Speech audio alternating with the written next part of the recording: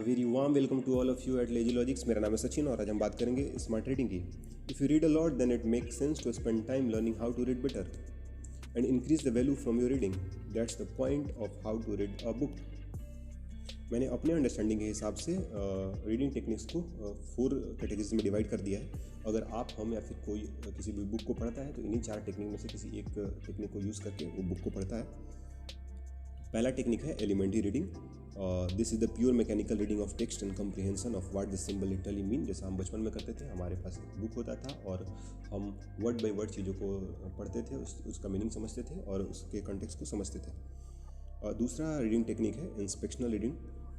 This is the skimming of book to understand its main point and its structure. It aim to gain the best understanding of book in a limited time. तो इसमें हम क्या करते हैं, book को निचोड़ते हैं, वो भी काफ़ी लिमिटेड टाइम में। हम इसको फर्दर डिस्कस करेंगे। जो हमारा तीसरा कैटेगरी है that is analytical reading. This aims to gain the best understanding of book in unlimited time. Suppose अगर आपका कोई लीजर पीरियड है, अगर उसमें आप कोई नोवेल पढ़ते हैं, you are not time bound, आप चीज़ों को आराम से पढ़ते हैं और उसको समझते चलते हैं। फोर्थ कैटेगरी जो मैंने रखा है that is syntopical reading. Syntopical reading में हम क्या करते हैं, basically the aim is to compare the books and author to one another.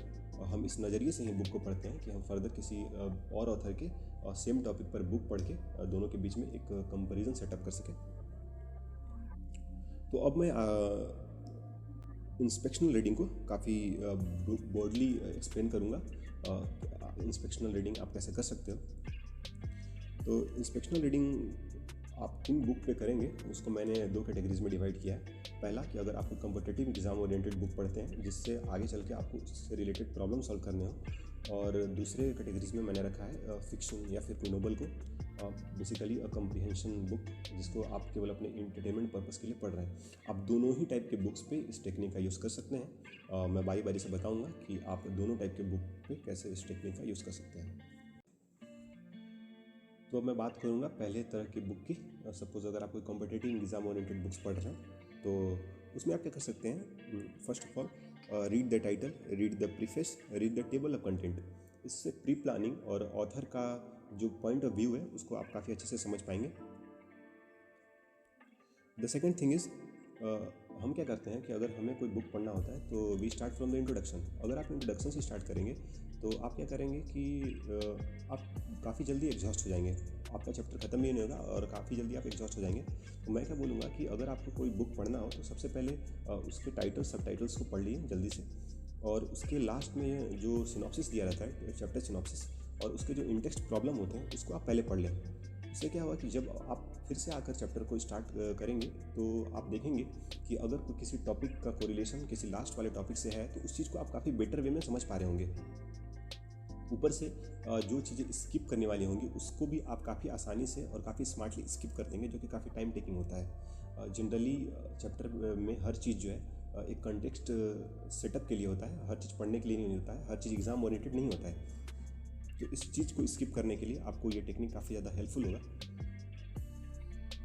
अब हम बात करेंगे दूसरे टाइप के बुक्स के बारे में। अगर आप कोई फिक्शन या फिर कोई नोवेल पढ़ रहे हो तो आप देखते हैं कि अगर आप कोई एक नोवेल का एक पेज पढ़ते हैं, अगर आप लाइन बाय लाइन उस चीज़ को पढ़ते हैं तो हमारे जो आई है वो काफ़ी वन आइड गेजिंग फॉलो करता है। सपोज़ अगर आप कोई लाइन पढ़ रहे हो तो उसके 1-2 वर्ड को ही केवल वो देख पाता है वन गो में। तो आपको आई के इसी चीज़ को यूटिलाइज़ करना है। अगर आप एक पेज पढ़ रहे हैं तो आप ये ना करें कि पूरे लाइन को पढ़ें। आप उस लाइन में अगर 1-2 वर्ड हैं तो केवल 1-2 वर्ड को ही पढ़ें।